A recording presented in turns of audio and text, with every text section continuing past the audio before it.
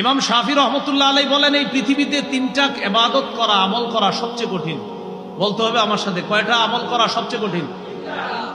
ইমাম শাফি রহমতুল্লাহ আলাইহি বলেন, আশাদ্দুল আমালি সালাসা আল জুদু মিন কিল্লাহ ওয়াল ওয়ারউ ফি খালওয়া ওয়া কালিমাতু হাক্কিন ইনদা মাইয়ুরজা। ইমাম শাফি বলেন, পৃথিবীতে তিনটা কাজ করা সবচেয়ে কঠিন। এক নম্বর, আল জুদু মিন কিল্লাহ, টাকা পয়সা কম থাকলে দান করা খুব কঠিন। আপনার পকেটে টাকা পয়সাই নেই, এই মুহূর্তে আরেকজন কয় স্যার কিছু দেন, আছে 5 টাকা, 2 টাকা দিয়ে দিব, আর থাকে 3 টাকা, এটা দেওয়া খুব কঠিন। টাকা কম থাকলে দান সদকা করা খুব কঠিন। 2, ওয়াল ওয়ারউ ফি খালওয়া, নির্জনে আল্লাহকে ভয় করা খুব কঠিন। নির্জনে আল্লাহকে ভয় করা খুব কঠিন। এখানে যারা আছি আমরা সবাই, আমরা কিন্তু এই জায়গায় কেউ গুনাহ করতেছি না। এই জায়গায় কেমন যেন আমাদের সবার ভাব যে আমরা আল্লাহকে ভয় করি। আসলে সত্যি কথা, এখানে কেউ গুনাহ করতেছি না আমরা। কিন্তু ঘরে যান, দরজাটা বন্ধ করেন, আপনার মা নাই, আপনার বাবা নাই, আপনার আত্মীয় স্বজন কেউ নাই।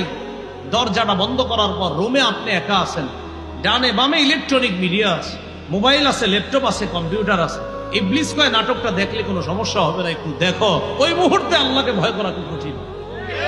ওয়াল ওয়ারউ ফি খালওয়া, নির্জনে আল্লাহকে ভয় করা খুব কঠিন। এটা হলো 2 নম্বর।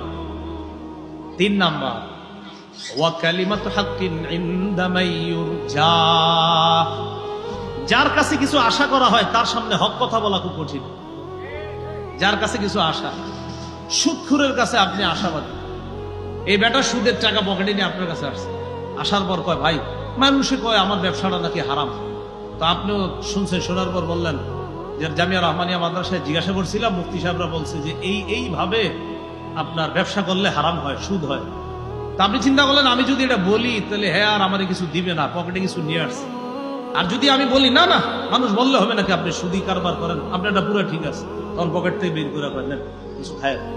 ওয়া কালিমাতু হাক্কিন ইনদা মাইয়ুরজা, যার কাছে কিছু আশা করা হয় তার সামনে হক কথা বলা খুব কঠিন। বসে 100টা ভুল করলেও কয় আপনি ঠিক করছেন। কেন বলে? প্রমোশন যদি না বাড়ে, এজন্য বসে যা